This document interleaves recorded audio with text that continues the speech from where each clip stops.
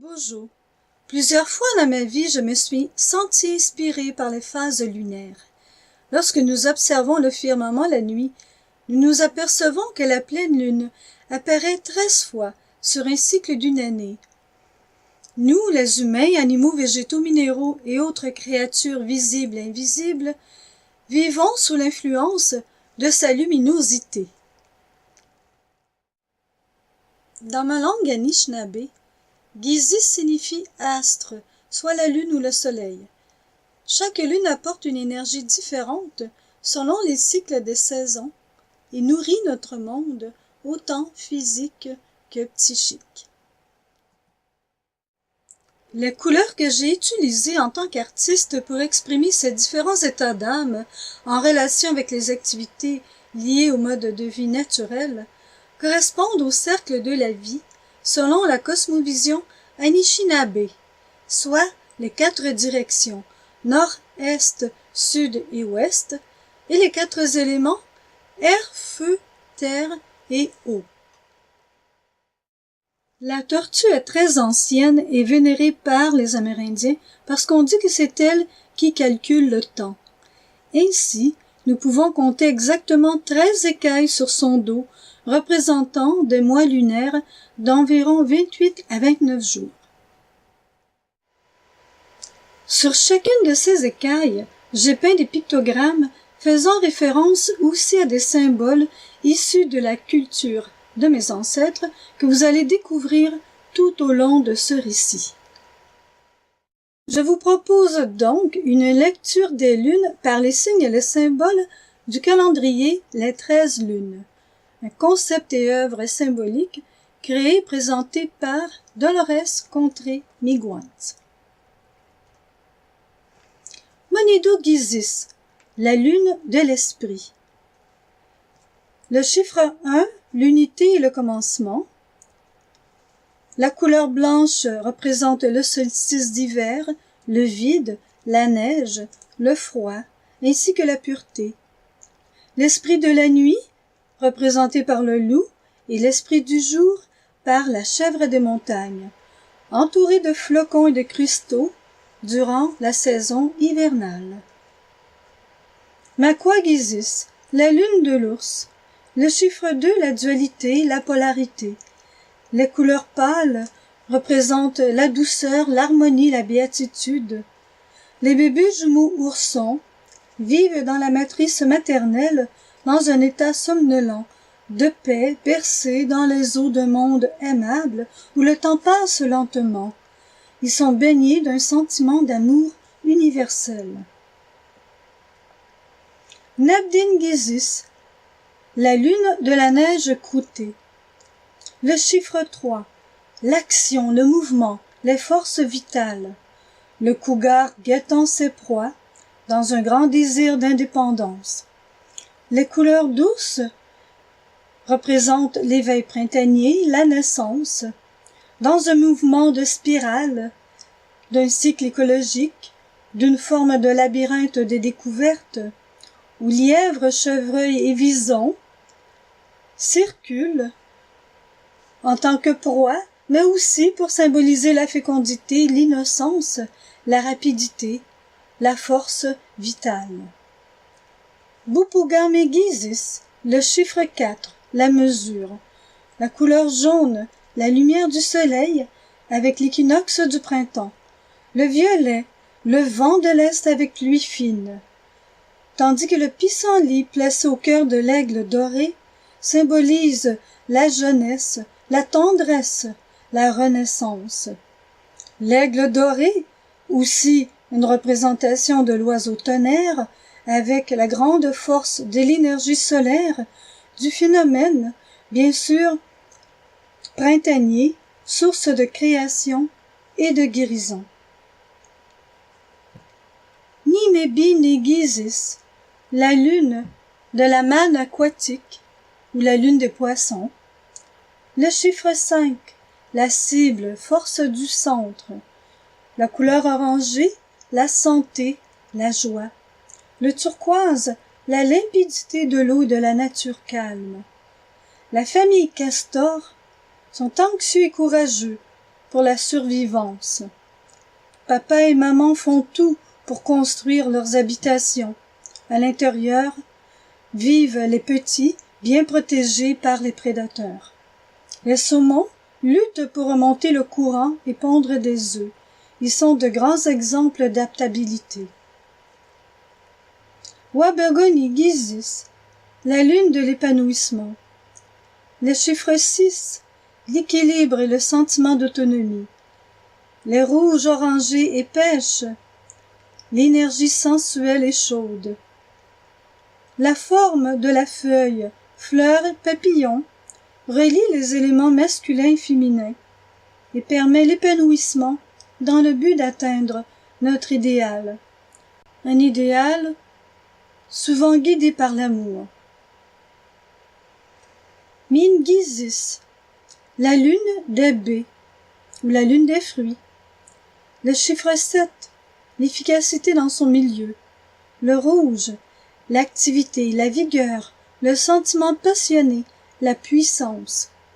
La couleur verte, l'environnement, l'espoir, la fraîcheur. C'est le solstice d'été. Les baies et le feuillage sont une forme de réalisation de soi, de créativité, de l'accomplissement de bonnes et belles choses. Les fruits tels que la fraise, premier fruit de l'été, va bien sûr donner l'exemple pour tous les autres fruits, et les Anishinabés pourront faire la cueillette durant tout l'été, ainsi que les plantes médicinales très abondantes en cette période de l'année. Nous pouvons apercevoir la sarsaparille, la prêle, le plantain, le trèfle et différentes autres plantes pour soigner nos maladies. Minum ni Gizis, la lune des grains. Les Anishinabés peuvent aussi cultiver la terre, et ainsi nous apercevrons, vers le mois d'août, les trois sœurs, la courge, le maïs et le haricot.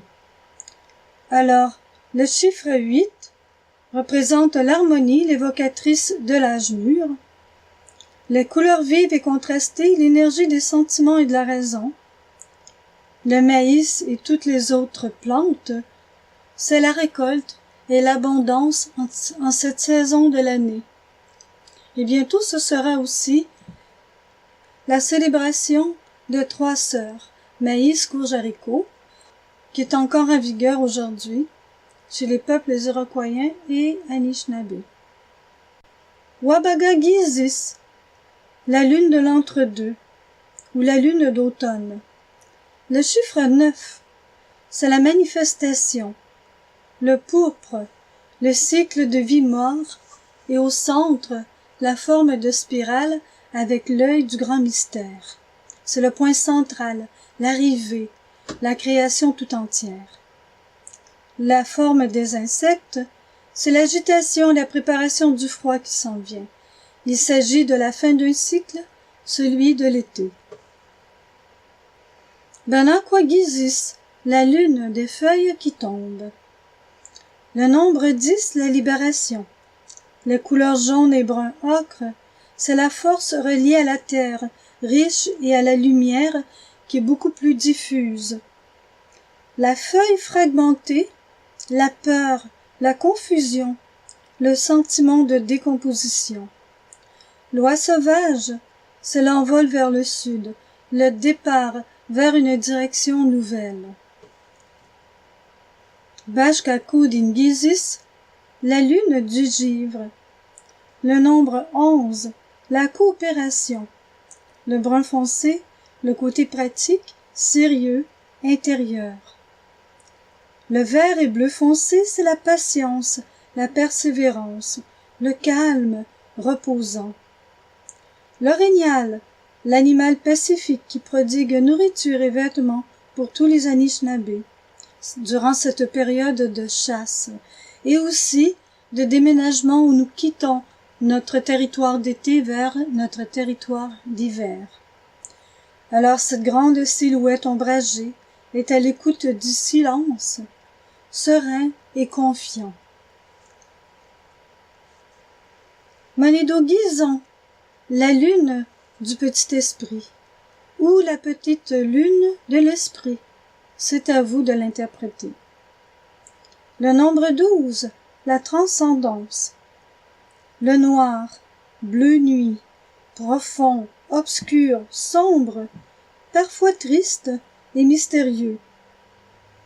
Le bleu moyen est clair, la lumière et la vénération. C'est ce petit esprit qui devient la perfection, la grâce, le raffinement.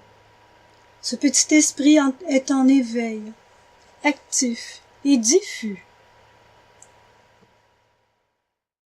Mais quel est le sens de la 13e lune? En réfléchissant, lorsque les missionnaires sont arrivés sur le continent de la Grande Tortue et qu'ils ont converti les Anishinabés, ils nous ont imposé le calendrier grégorien, basé sur 12 mois dans une année. Mais en discutant avec les aînés, nous avons réfléchi sur le sens que pouvait être la 13e lune. Et j'en suis venue vous raconter l'histoire suivante. J'ai associé le sens de la 13e lune avec le récit fondateur de la femme du ciel. Le message qu'elle nous renvoie, encore aujourd'hui, c'est celui du pouvoir de la renaissance, de la régénérescence. Le nombre 13, le défi, celui du chaos et de la renaissance. Toutes les couleurs représentent les différents éléments des règnes de la création avec les cycles de la lune croissante, la lune décroissante, la pleine lune ou la lune qu'on appelle noire. Pour moi, la 13e lune signifie un nouveau cycle de vie, une victoire de la vie sur la mort et la destruction.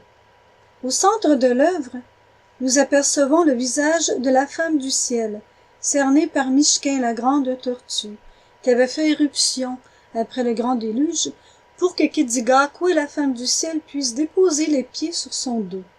À l'aide du rat musqué, le plongeur, la terre-mère renaît.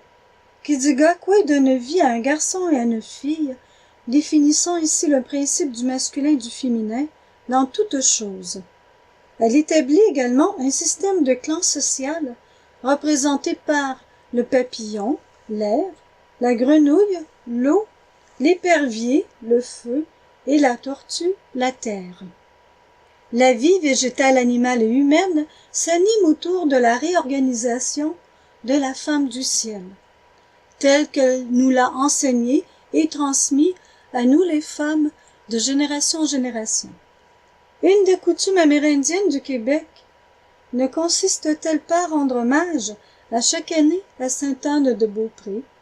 C'est aussi un important lieu de rassemblement qui prend la forme d'un pèlerinage religieux, mais en réalité qui symbolise un culte de prière à Kidzigakwe, la femme du ciel. Miigwech d'avoir écouté ce récit avec moi et Bamapi, à la prochaine. Portez-vous bien.